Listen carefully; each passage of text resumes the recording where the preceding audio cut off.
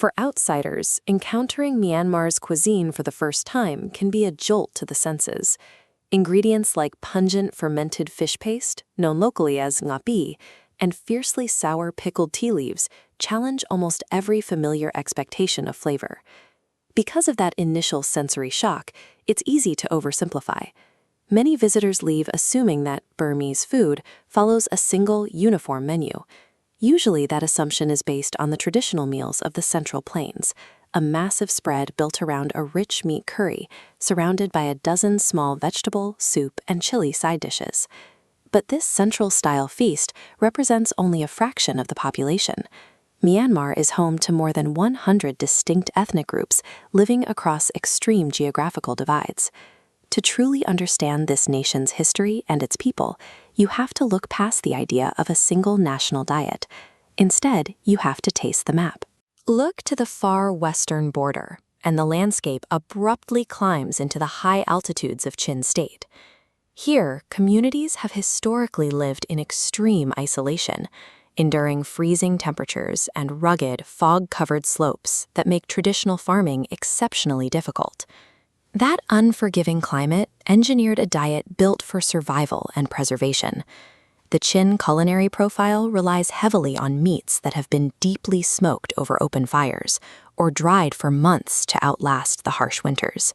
Travel north and east into Kachin and Karen states, and the geography shifts from freezing peaks to incredibly dense mountainous forests. The people here don't need to hoard smoked meat. Instead, their diet is intensely earthy. They forage wild greens directly from the canopy and rely on uniquely fermented plant ingredients to flavor their meals. In these northern and border territories, the environment dictates the menu. The populations eat exactly what the mountains and forests allow them to extract. Drop down to the western edge of the country, and the high altitude gives way to the massive coastline of Rakhine State. With the Bay of Bengal at their doorstep, the Rakhine people naturally draw their primary protein directly from the ocean. But an abundance of seafood alone doesn't define them.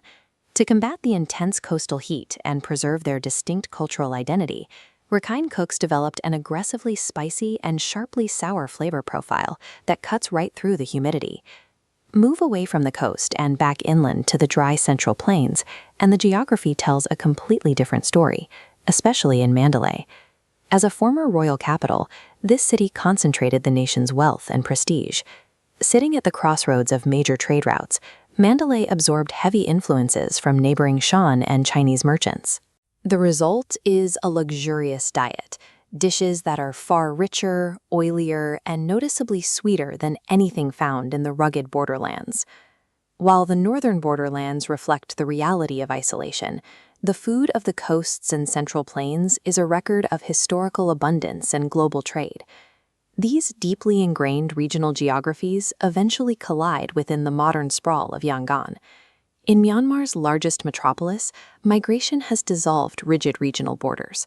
On a single street corner, a Rakhine seafood vendor works next to a Shan noodle stall, sharing the exact same crowded sidewalk.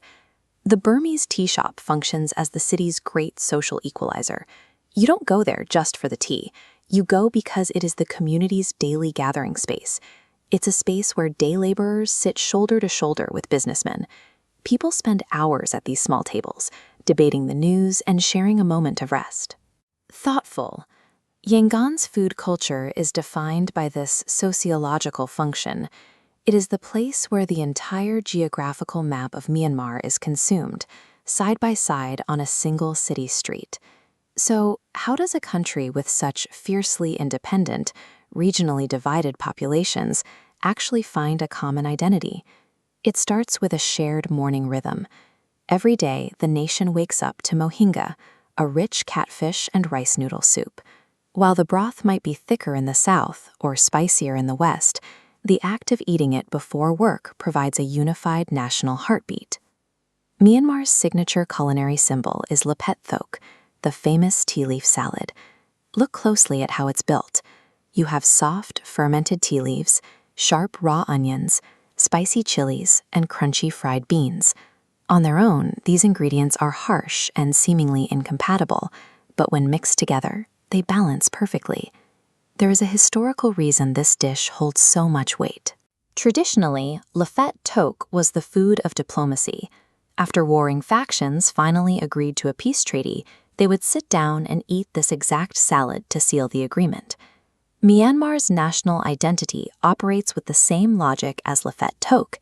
It preserves the strong, uncompromising flavors of its regional geography, showing that harmony comes from mixing those differences together.